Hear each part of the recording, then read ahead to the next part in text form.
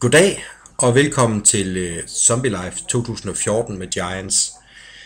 Jeg vil godt lige præsentere mig selv. Mit navn det er Henrik Fomsgaard, og her kan I se mig på et billede og et billede mere. Jeg har undervist i rollespil i 14 år, og selv spillet rollespil i 14 år. Jeg elsker det øjeblik, hvor folk de spiller rollespil og ikke tænker på den verden, man lever i nu. Hvor de lever i den verden, som er blevet fremlagt for dem.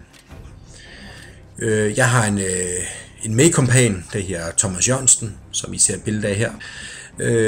Og Thomas Jørgensen har spillet rollespil i mange år. Han har været med til mange forskellige krigslive, Vampire Live og så videre. Jeg vil gerne fortælle lidt om vores idé med det her store zombie live. Vi har lånt et øvelsesterræn i Oksbølle, det her brikby, som militæret bruger som bykampsøvelse. Her er et lille billede af Brikby. Det er en lille by, der er sat op med huse og torvepladser og rådhus og skole og så videre. Og husene de er tomme, og det er et rigtig lækker område at kunne spille det her zombie life i. Det vi prøver på at få ud af det her zombie life, det er indsat ikke kampen mellem menneskerne og zombierne, men mere kampen mellem de grupper, som er der med overlevelse. Fordi at det er et ekstremt rollespil. Det vil sige, at der er ikke ret meget mad. Der er ikke ret meget vand.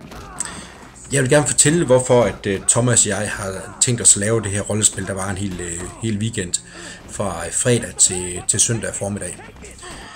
Det er fordi, at vi har spillet andre former for rollespil, der var i lang tid, men vi har aldrig prøvet noget, der er ekstremt, hvor folk de kommer ud og bliver presset så meget, som de gør i det rollespil her.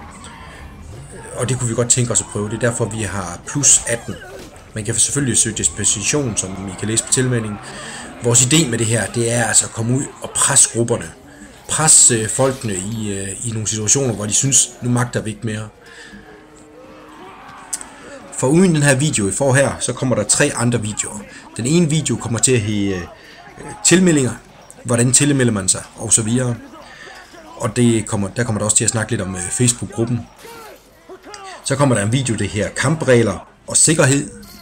Og det handler selvfølgelig om reglerne, om hvordan man kæmper, og hvad man ikke må, og hvad man godt må. Og så sikkerhed i området.